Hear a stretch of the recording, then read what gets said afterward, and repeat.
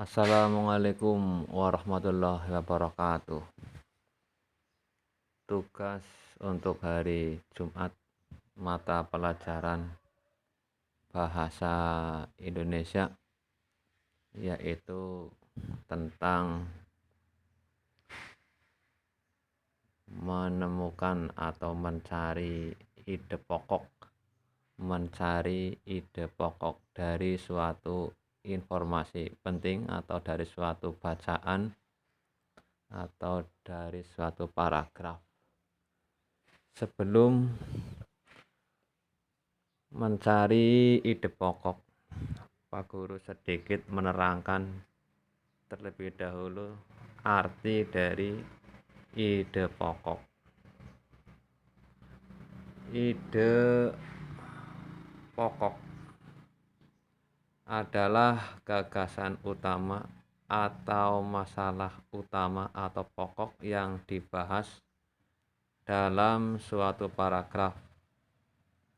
Ide pokok itu memiliki nama-nama lain selain nama ide pokok. Ada nama lain adalah ada gagasan utama, gagasan pokok, pokok pikiran, pikiran utama.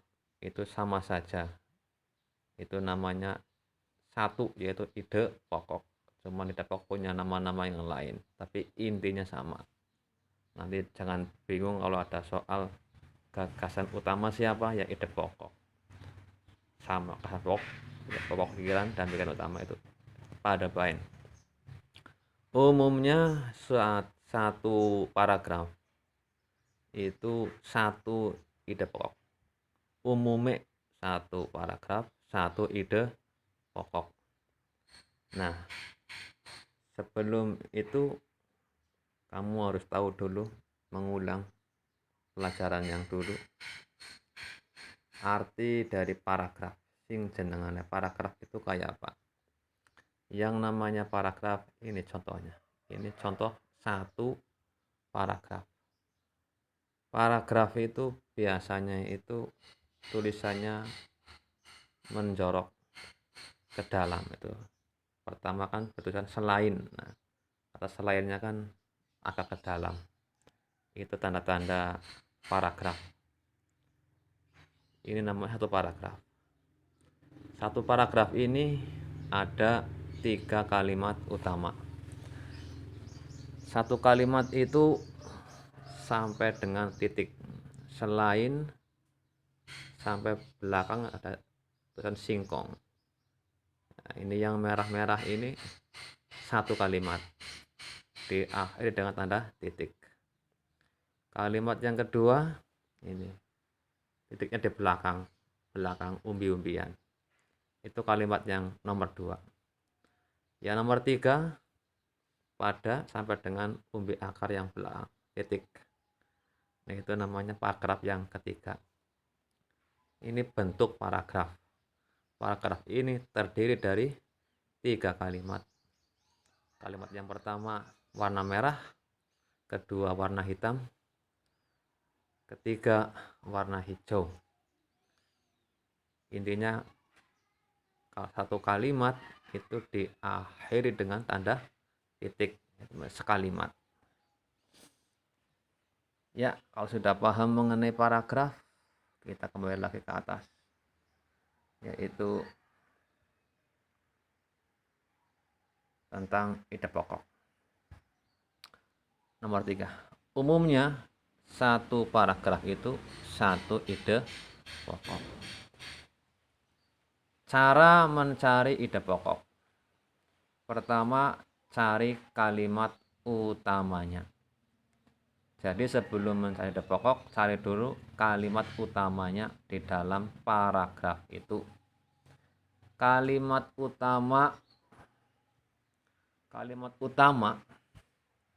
di dalam paragraf itu berada di awal paragraf, kemudian paling belakang, akhir paragraf, tengah-tengah atau campuran. Tapi untuk MI, tingkatannya MI atau SD itu tidak dipersulit.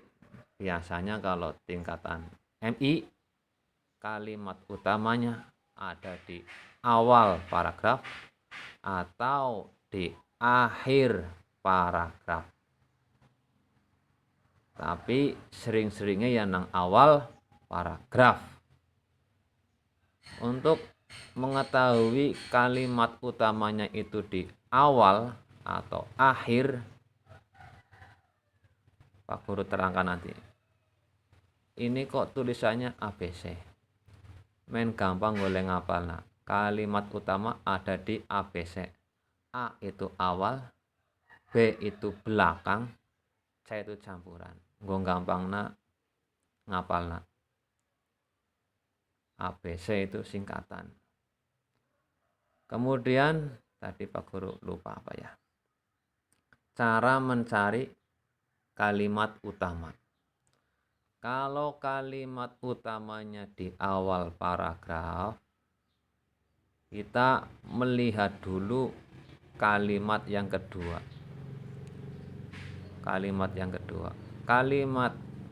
Kalau kalimat yang kedua itu ada tanda-tanda atau ciri-ciri seperti berikut, ada repetisi atau kata-kata yang diulang-ulang.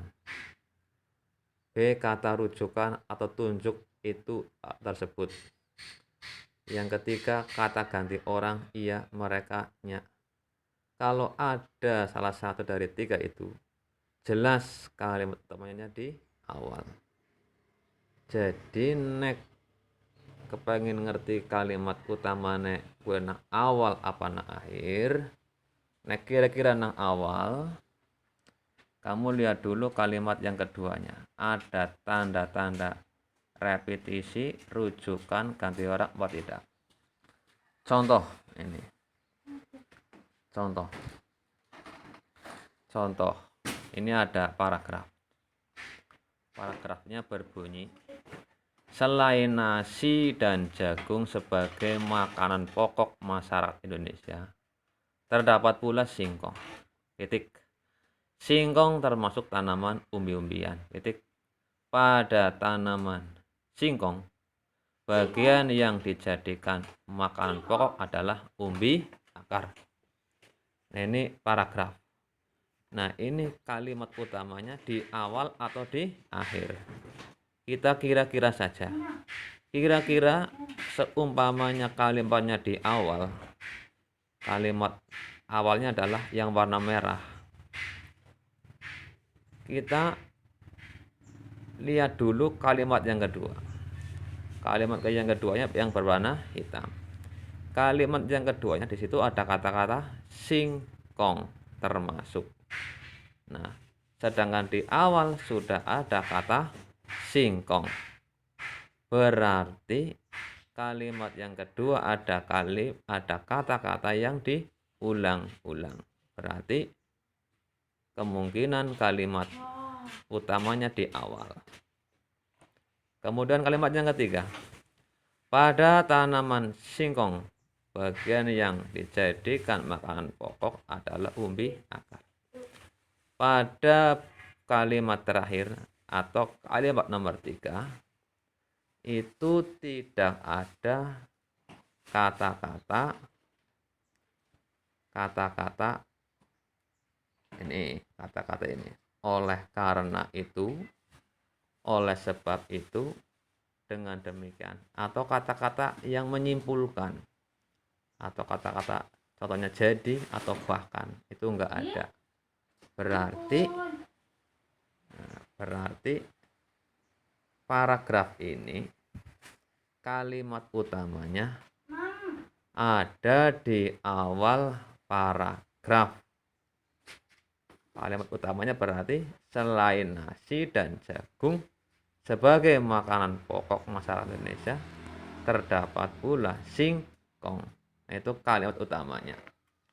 Nah, ide pokoknya apa? Ide pokoknya ya diringkes.